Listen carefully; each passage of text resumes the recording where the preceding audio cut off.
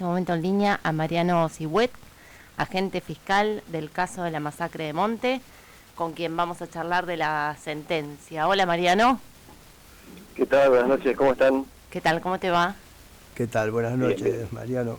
Muy amable por atendernos. Sabemos que ha sido un juicio muy largo, que han trabajado muchísimo todos y que finalmente se conocieron las penas de este trágico hecho ocurrido en mayo de 2019, que la prensa lo denominó masacre de San Miguel del Monte. Y bueno, finalmente las penas fueron parecidas a las requeridas por usted, doctor.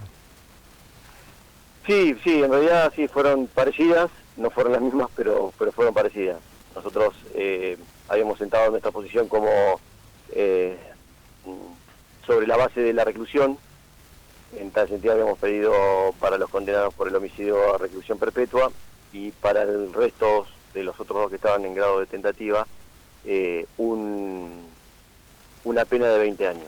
La jueza, entendió que se hizo eco de cierta parte de la doctrina que sostiene que hay una diferenciación de acuerdo a la nueva ley nacional de ejecución penal, que al asimilar la prisión a la reclusión ha perdido su vigencia, con lo cual la ha condenado a prisión perpetua a los condenados por el homicidio y a los que estaban condenados en el grado de tentado los ha condenado al máximo que establece la tentativa, que son 15 años. Muy bien, yo tenía entendido con el tema de la prisión y la reclusión que hubo en tal sentido pronunciamiento de la Corte de la Nación. Perdón, yo no sé si soy yo. ¿Ahí me estás escuchando? Ahí sí, perfecto. Bueno, sí.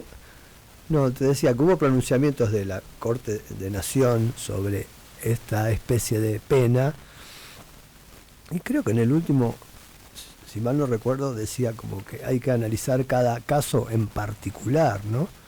Porque venían de un fallo en el que decía muy bien, como decía usted recién, doctor, que como ya en la práctica no existe esa diferencia, porque la reclusión era en la época casi de las cavernas, que eran condiciones más duras para los detenidos, con trabajo forzado. Claro.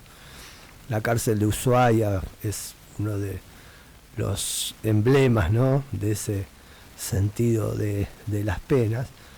Pero después hubo otro caso, creo que fue una mujer acusada por la muerte de su bebé, en donde, analizando el caso particular, se inclinaron por la prisión. Pero bueno, según ahora una ley, y dice la jueza, esa diferencia no existe. Claro, no, también se hace eco de la doctrina. En realidad hay cierta parte de la doctrina y cierta jurisprudencia que en virtud de la nueva ley de ejecución penal, al sacar todo efecto de aplicación, todo efecto en cuanto a la ejecución a la reclusión, asimila el tratamiento y todos los efectos de la pena de reclusión a la prisión, con lo cual entienden que no hay una diferenciación. Nosotros nos apoyamos en base a unos antecedentes jurisprudenciales por nosotros, que últimamente recién tuvo oportunidad de pronunciarse el actual presidente de la Corte Provincial, el doctor Torre, en el cual dice que más allá de esa carencia, de esa identificación de los efectos, es decir, que no hay en los efectos de diferenciación entre el cumplimiento de la pena de prisión de la reclusión, todavía hay cierta parte del código que no está reformada. Uno de ellos es precisamente la tentativa, con lo cual la tentativa difiere sustancialmente los máximos, la prisión en 15 años y la reclusión precisamente en 20 años. Con lo cual nosotros, al adoptar la pena de reclusión, pedíamos la condena de los 20 años. De los 20 años el máximo. Sí, claro. Para efecto práctico, yo recuerdo las últimas veces que se ha recurrido a la reclusión, ha sido cuando existía la ley del 2x1, no sé si usted recuerda, doctor, es más joven que yo, pero se penaban a las personas a reclusión para que no sea 2x1, sino 1-1, ¿no? Exactamente. Sí, aparte, y todavía conserva el Código Penal viejo la posibilidad de que los reclusos sean sometidos a trabajo. forzado, digamos, sin remuneración y sin un fin resocializador. Con lo cual ese concepto sí era anticuado y fue reformado por la ley de ejecución penal. No así el resto de los institutos de la reclusión que todavía quedan. De hecho, todas las penas que todavía están en el Código Penal, los que preveían reclusión, todavía prevén ese tipo de penas, con lo cual entendemos que está, por lo menos, está vigente, está en la ley, más allá de la jurisprudencia. Algo parecido ocurre con el dolo eventual, que no está tipificado, pero bueno, hay una construcción jurídica que se ha impuesto, y es más, en este caso, creo que un poco se ha recurrido, ¿no?, a esta figura, es decir, que los policías debieron prever que con esta conducta de perseguir y tirotear un auto le podían ocasionar la muerte a alguien, y no les importó nada y siguieron, ¿no?, con su conducta. Exacto, eso fue lo que se intentó explicar a los jurados. Los jurados creo que por lo menos lo entendieron en ese último tramo, y no solamente que se tuvieron una representación, sino que se tuvieron esa representación y en definitiva al producir esa representación hicieron propio el resultado, es decir, que buscaron ese resultado, que se detengan a cualquier costo, inclusive causándole la muerte, con lo cual entendemos que esa parte del dolo eventual quedaba plenamente acreditada. Digamos, era un caso de manual para explicar en ese caso la impronta del dolo eventual, es decir, en la aceptación de ese resultado que es querido en el propósito de una acción que eventualmente le puede producir ese mismo resultado. Muy bien, bueno, les recuerdo a nuestros oyentes que estamos dialogando con el fiscal de juicio, Mariano Sihuet. Él fue el acusador, uno de los acusadores en la denominada masacre de Monte. Yo le iba a pedir, doctor, no sé si está a su alcance, tal vez esté cansado a esta hora, si usted nos podría recordar un poco cómo fue la materialidad ilícita, es decir, cómo se han producido estos hechos en función de su acusación y de lo que ha pronunciado finalmente la jueza Carolina Crispiani, que en un fallo, se podría decir, impecable, meduloso, de 126 fojas, dio respuesta a cada uno de los planteos de las partes. Realmente es una pieza judicial para llevarla a la Facultad de Derecho. Le pedía eso, doctor, si es tan amable. Sí, en realidad también la materialidad también que quedó plasmada con el voto del jurado, ¿no? Que es en realidad el que definió los hechos. Claro, porque el jurado, eso podemos explicar también, ¿no? Que el jurado, integrado por 12 personas que participó en este juicio, es el juez de hecho, ¿no? Claro, y la doctora Crispiani es la jueza de derecho, que aplica el derecho, ¿no? Exacto. Bien, en definitiva, esa noche el personal policial intentó interceptar al auto que venía circulando con el conductor y otros 4 ocupantes. Los otros 4 ocupantes eran todos chicos de 13 años que eran compañeros del colegio. En definitiva, una primera interceptación en un lugar donde habían llamado, pero tiempo antes, una persona que se domiciliara en el lugar, simplemente porque había escuchado ladrar perros. A la policía acudió y al ver este auto hicieron como un operativo cerrojo donde los dos primeros imputados, Ibáñez y Monreal, intentan pararlo, y Monreal desciende del vehículo y efectúa el primer disparo, al menos el primer disparo. Muchos de los vecinos decían que por lo menos habían escuchado 6 disparos en esas circunstancias. Y uno de esos disparos entra en el cuerpo, en la pelvis de Camilo. Inmediatamente eso es perseguido por el otro móvil que era conducido por Ibáñez y por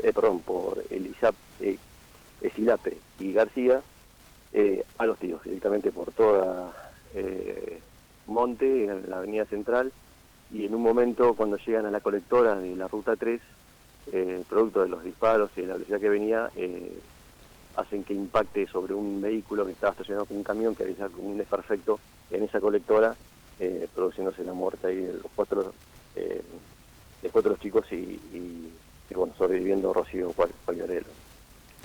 Ahí está, doctor, muy bien relatado, y se ve la diferencia de estas dos secuencias en el hecho que hicieron lugar a que se aplicaran distintas penas, ¿no? Claro.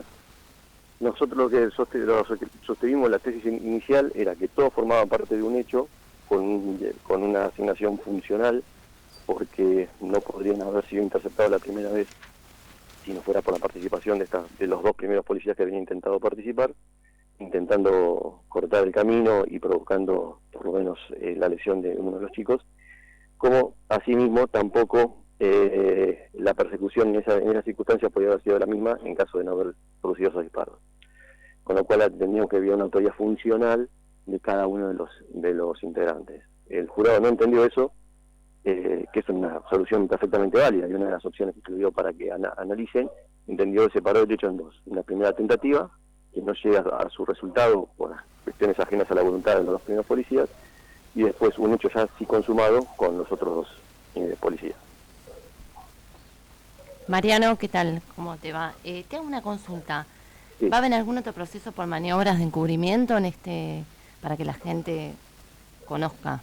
Sí, dentro del mismo proceso, o sea, el proceso está el homicidio, que es lo que se juzgó ahora, y aparte hay otros 19 imputados, que es personal policial, que están a la espera ahora de celebrarse un próximo debate para celebrar hechos de encubrimiento, adulteración de instrumento público y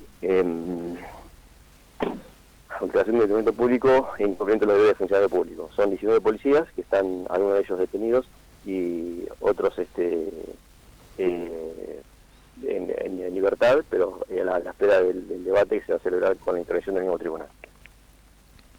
Doctor, usted ha descrito muy bien hoy las secuencias, ¿no? Y las diferentes posturas que hubo en el debate han sido también la postura de la defensa, de los imputados, que uno plantea directamente que actuaron en el cumplimiento del deber, y otra postura habla del homicidio culposo.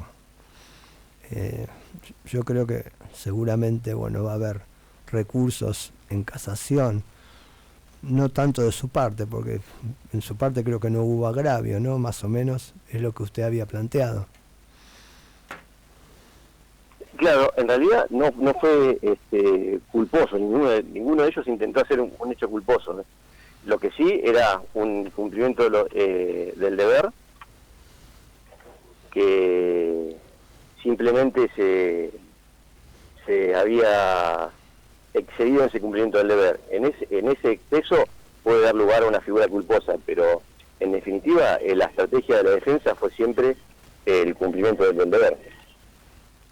Ajá, porque yo había leído en parte del fallo donde un poco hablaban de la figura culposa, esto es más o menos así, ¿no? A grandes rasgos. Claro. La conducta del policía provocó la fuga, ¿no? Pero que después la maniobra que terminó con la muerte de estas 4 víctimas fue por una imprudencia del conductor al no haberse detenido a un control policial. O sea, le echaron la culpa al muerto. Exacto. Ese ha sido uno de los planteos de la defensa, ¿no? Claro, lo que pasa es que, a diferencia de la defensa, en principio tenía que haber sido una concausa del actor imprudente de del que venía del supuesto conductor del vehículo 137. Pero esa tesis tampoco fue esgrimida por la defensa. Si bien fue una de las opciones que se le dejó a los jurados para que decidan, tampoco la defensa ensayó prueba para acreditar digamos, una condición que hayan puesto los policías, digamos así, independientemente del resultado culposo que le tendrían que haber instrumentado al conductor de 147. Claro. En definitiva, y ellos se mantuvieron así, llamativamente para nuestra posición por lo menos, se mantuvieron firmes en su declaración respecto del cumplimiento del deber. No, ellos reconocieron los disparos, si bien García dijo que había sido en otra dirección, que no paró hacia el auto, sino hacia la calle, era evidente, estaba privado, pero en definitiva lo que manifestaron ellos es que estaban cumpliendo el deber, y el deber era pararlos a toda costa. Ahí cuando los cuatro ensayaron esa misma excusa absolutoria, entendimos que, y quedó muy en evidencia que el resultado, muerte, había sido aceptado. Para cumplir ese deber, incluía también el resultado muerte, porque la necesidad de producir el final de esa persecución. Doctor, una consulta. ¿Usted cree que esto sienta un precedente para la investigación del actual policial? Y por sobre todo, ¿cuál es el rol del Ministerio de Seguridad, ¿no?, de ese momento en este caso? Sí, bueno, el rol del Ministerio de Seguridad no es competencia mía definirlo, pero sí, tanto nacional, internacionalmente, la actividad de las fuerzas de seguridad siempre tiene que estar en una continua evolución y constante actualización.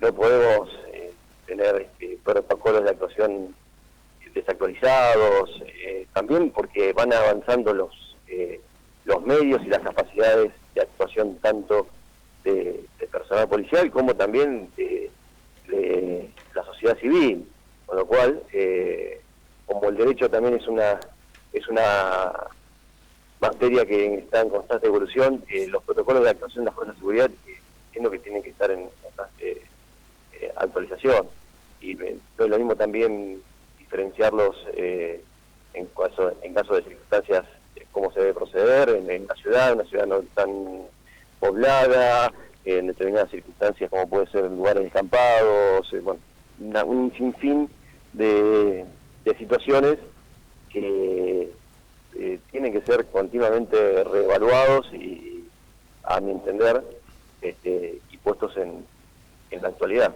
Sí, más cuando los policías en los pueblos tan chicos son propios vecinos también, ¿no? Hay que tener en cuenta los contextos de cada lugar. Sí, yo perdón, no alcancé a escuchar. Digo que en este tema de los protocolos también tener en cuenta la protección de las víctimas cuando son, en este caso, por ejemplo, la fuerza policial, propios vecinos del pueblo. Sí, exactamente. Por eso digo, no es lo mismo en una interceptación vehicular sin denunciar nada, pero no es lo mismo también por la cantidad de gente, una interceptación vehicular en un centro, una ciudad concurrida, que en una localidad de menos habitantes a un domingo a las 12 de la noche, por la cantidad de personas que circulan, por la cantidad de móviles que se movilizan, la cantidad de personal también afectado policial. No es lo mismo también interceptar o hacer una interceptación vehicular en una ruta que, por ejemplo, en la ciudad en 7:50. Hay otras,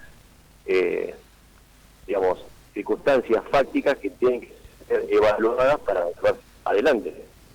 Claro, de hecho en los hechos que usted relata explica muy bien que no había objeto, o sea, no había motivo por el cual los detienen ni operativo, como usted bien está diciendo. Y tiene que ver con esto que estamos hablando, de que no es lo mismo hacer un operativo en 7:50 o en una ciudad como La Plata a un pueblo en donde no había tal peligro, por así decirlo. No, exactamente. Y lo que pasa es que también eso también se ventiló en el debate, y eso es está objeto probado, digamos. Ajá. El conductor había sido víctima de una exacción ilegal un mes antes porque no tenía el seguro y no tenía actualizado el registro de conducir, porque un chico que había venido de Misiones a trabajar y no ha hecho el cambio de domicilio, con lo cual va a tener carnet de conducir actualizado tiene que ser el cambio de domicilio, no había logrado y había sido trasladado a la comisaría, había sido víctima de desacciones ilegales, con lo cual, ante la situación de interceptación policial, la sociedad civil tiene que parar a dar la información que se le requiere. Ahora, era lógico suponer que esta persona que había sido unos días antes víctima de un delito de desacciones iba a adoptar una acción de estas, que era de tratar, porque aparte que se había quedado, según dijo el hermano y el tío, que no tenía más plata para poder darles, porque le habían sacado todos los ahorros que tenía precisamente para hacer este cambio de domicilio, terminar de hacer todos los papeles. Perdón, para que quede claro, ¿a quién le habían sacado la plata de los ahorros? Al conductor del 147. Ah, bien. Sí, realmente todo un horror, doctor.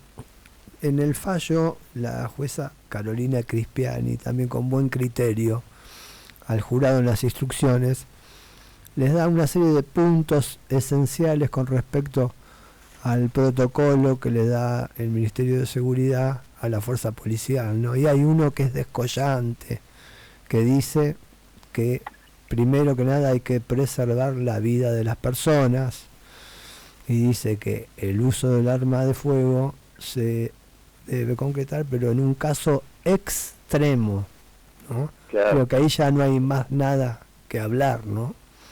Exactamente, es un caso extremo y siempre asegurar la vida tanto de quien se está protegiendo, que puede ser el personal policial o un tercero, como también la vida de la persona que se va a identificar.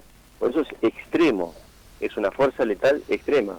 Las fuerzas letales extremas en varias fuerzas de seguridad se encuentra prohibida. Por ejemplo, y sin un caso conocido, la fuerza de seguridad de Estados Unidos, de Inglaterra, que está en la calle, no está armada. Claro.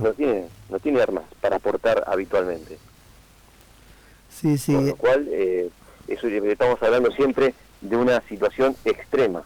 En este caso, por eso también lo que no pudieron acreditar es la racionalidad del medio empleado. Es decir, si yo para perseguir a un auto en fuga le puedo disparar de atrás, no tiene racionalidad el medio, es decir, disparar para que pare con la finalidad, es decir, que pare. Sí, ni siquiera dispararle a las cubiertas, porque también esto puede provocar, bueno, y acá pasó eso, ¿no? Una consecuencia mucho mayor. Un auto en movimiento se le dispara para que inhabilitar a una cubierta o una rueda, puede provocar el mismo resultado, exactamente lo mismo. Sí, realmente todo un horror, y que finalmente en este juicio y por jurados que se ha desarrollado aquí en La Plata, que ha mantenido la expectativa de todos, bueno, se llegó a un fallo de primera instancia, del que, bueno, seguramente vamos a seguir hablando, porque esto va a ser revisado. Imagino que las defensas van a apelar.